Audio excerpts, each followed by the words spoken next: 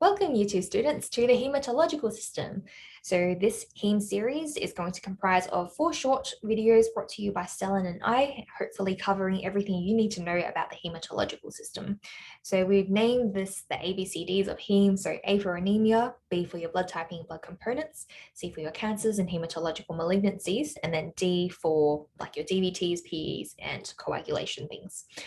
So to start off with, we're starting off a bit easier and going into blood typing. So I'll be talking a bit about your ABO blood groups and your RHD, and also the Coombs test, and I guess like how you use that to determine the blood types of people. And also we'll talk a bit about like blood grouping as well. So to start off with your ABO blood groups, as you probably know by now, we've got 4 main blood types. We've got your type A, B, AB, and O. And there's 2 general principles that apply when you determine like the blood groups of people. So first of all, your blood types are named according to the antigens on the red blood cell. As you can see here, AB blood type would have both A and B antigens on it, versus a group O blood type would have neither of those antigens on it. Second principle is if the red blood cell has the antigen, then the plasma won't have the antibody. And this is something that also makes sense if we have a look at someone who is blood type A. They've got the A antigen present on their red blood cells, and it would make sense then to only have the anti-B antibody, because if they had the anti-A antibody, that would then bind to your A antigen on the red blood cell, and then that would cause hemolysis, which is not not wanted. So those are the 2 main principles to kind of understand, and make sure you kind of understand what's going on in this table. That's pretty much everything you need to know. In terms of universal blood donors and plasma donors, blood donors refers only to the donation of red blood cells, and plasma is just like your plasma.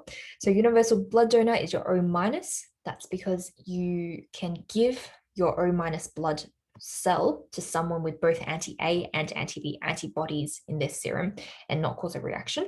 By that same logic, plasma donors, you would want to be giving AB, the plasma of someone who is of blood group AB, because that will contain neither the antibody A or antibody B. So if the patient was either of blood type A or B or AB, it shouldn't cause a reaction. So ideally, you would want to know the blood group of the person and then transfuse accordingly, but this is more so in emergency situations where you might not have the time to determine the blood group. Then you would just go for either O if you are wanting to donate the blood, or AB if you want to donate the plasma. So you might be wondering, what is this minus and plus at the end of the letters? That refers to your Rhesus D proteins. So Rhesus D proteins, you will either have it or you won't, and they just refer to like the antigens that are on top, feel like on your red blood cell. So people who are RHD positive will have it, and negative they won't. Interestingly enough, both your RHD positive and your RHD negative patients won't have antibodies in their plasma. Kind of makes sense for RHD positive, because if you had the antibodies, that would cause a reaction and cause hemolysis. Meanwhile, RHD negative patients, they can produce antibodies, but they will only produce the antibodies once they've been exposed to the RHD positive red blood cells. And this is something that we often see in something called hemolytic disease of the newborn. So what this usually involves is you have an Rh positive father and an Rh negative mother. So the mother gets pregnant and she has a child who is RHD positive. So what happens generally is the mother's circulation and the fetus's circulation, they're kept separate. That's something that would have been covered in repro. However, during childbirth, what can happen, because it's such a traumatic event, the fetus's blood can get mixed into the mother's bloodstream. And because the fetus is RHD positive, the mother's immune system is going to respond to that and start producing all of these Rh antibodies. So generally speaking, that's actually not too bad, because the mother is RHD negative, right? So all of these antibodies aren't going to have effect on her red blood cells. But what can happen is if the mother gets pregnant a second time with an RHD positive baby, these antibodies then cross through into the fetus's circulation, bind to the red blood cells of the baby, and basically cause hemolysis. And that's what your hemolytic disease of the newborn is. So As I previously mentioned, HDN usually occurs in the second pregnancy due to the previous exposure, and the responsible agent, you need to know that it's IgG antibodies. That's something that has been asked in the past, so make sure you know it's IgG. IgG can cross the placenta. So what can we do about it? So generally speaking, if we have an RHD negative woman, that's pregnant, we give them the RHD immunoglobulin. And what that does, it binds to the fetus's red blood cells and prevents the mother's immune system from even kind of like being exposed or like recognizing the fetus's red blood cells. So then she doesn't start producing the antibodies. And that basically is protective, such that if she does have a second pregnancy with an RHD positive child, that baby won't have like hemolytic disease. So talking a little bit about the Coombs test. So we have the direct Coombs test and the indirect Coombs test.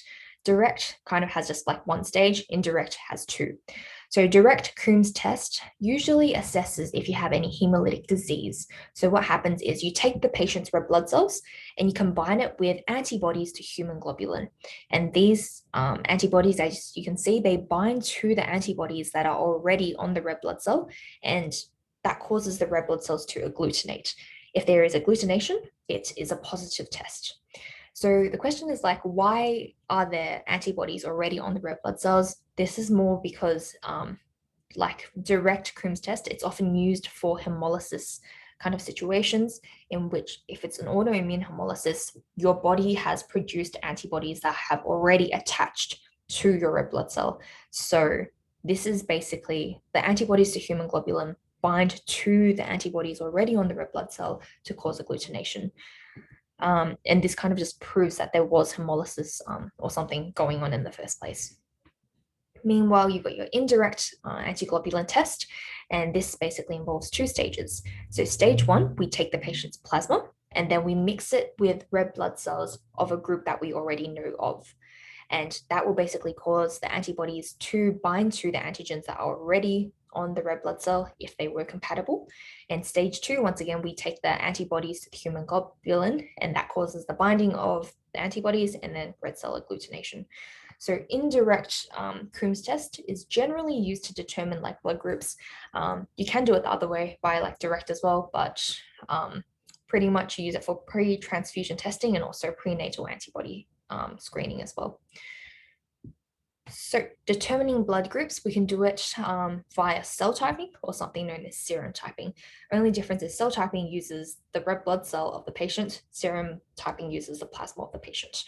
So we'll walk through one example, I guess. So cell typing, basically, yeah, you take the patient's red blood cells, mix it with antibodies that we know of. If there's agglutination, it's positive. So let's say if we have a patient that was blood group O, but we didn't know that they were blood group O. So you take the red blood cells, this red blood cell would have the A antigens on it, right? And we mix it with plasma that contains anti-A antibodies. When you mix it, that's going to cause agglutination. Why? Because the anti-A antibodies will bind to the to the A antigens, and that's going to cause a reaction. So this box would then be positive. If we took those same red blood cells, meanwhile mixed it with your anti-B antibodies, that would have no effect because there aren't any antigen Bs on the red blood cell. So you would have no effect here. And if you decided to mix that red blood cell with anti-A plasma, you would also have a reaction because of that antibody A reacting to the A antigen on the red blood cell. And from that, you can determine that the patient would hence be blood group A. As for your Rhesus D, pretty much you just mix that red blood cell with your Rhesus D antibodies. If there is a reaction, it means that they're positive. That makes sense because that means your Rhesus D proteins were on the red blood cell and that's reacted with the antibody. So cell typing, if there is a reaction, you know that the patient is of that blood group. What I mean by that is, let's say you had blood group A, you mixed it with the A antibodies, there was a positive reaction, you know that they're blood group A. This is the opposite of what happens in serum typing or serum testing. So in this case, you use the patient's serum, you mix it with the red blood cells that we know, and if there's agglutination, once again, it's positive. But what happens is, let's say, same situation, someone is of blood group A. So if we take their plasma, you're expecting there to be antibodies to the B antigen, but no antibodies to the A antigen. So if we took the plasma of someone who is blood group A, mixed it with red blood cells with the A antigen on it, you would have no response because you've only got B antibodies and you've got the A antigen. That's why this would have an N versus B cells. Oh wait, have I gone the wrong way? No, that should be right. So yeah, versus if you took the patient's plasma and mixed it together with red blood cells of blood group B, then there would be a response because the patient's plasma would have anti-B antibodies in it, and that would respond to the B antigens on the red blood cells. As for the situation with O, remember O has no antigens on it. Hence, if you mixed it, there would be no reaction. So in this particular case, because there was a reaction with the B, but there wasn't a reaction with the A, then that patient would be of blood group A because they don't have the antibodies to that particular blood group in their plasma. So kind of the opposite, takes a bit of time to get your head around, but cell typing, if there is a reaction, you know the patient is of that blood group, versus serum testing, if there is a reaction, you know that they're not going to be of that blood group because their serum shouldn't have that antibody in it. And just a general note as well, so hemoglobin, normally hemoglobin is like, for females, it should be above 115, males 130. If you have a patient whose hemoglobin is dropping and it drops below 70, that's when you should be thinking about transfusing blood. Just an additional note. So a few things can go wrong with transfusions. One's acute hemolytic transfusion reaction. Get a reaction to the transfusion. It's acute, so usually happens within 24 hours. Delayed can be between days and months. And there's some other thing called graft versus host disease. We'll talk a bit more about that when we get to hematological malignancies. This is something that doesn't happen too often with blood. It's more common with bone marrow transplants, where basically your transplanted like organ, or bone marrow, I don't know if that counts as an organ, basically starts attacking the original host because it recognizes the host as being foreign. So that can result in the patient being very, very sick, and they have like a lot of responses from that as well, but not super high yield.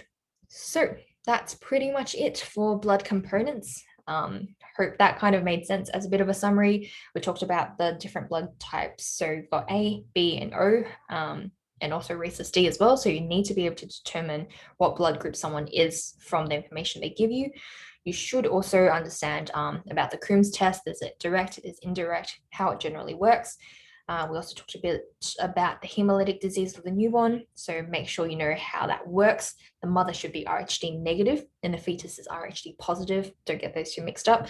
And also a little bit about determining blood groups. So make sure if they give you a film like this, you are able to determine what blood group someone is, because I think something like that has popped up in the past before as well. But yeah, sweet. Any questions, chuck them to Curious Cat, and I will see you in the next video.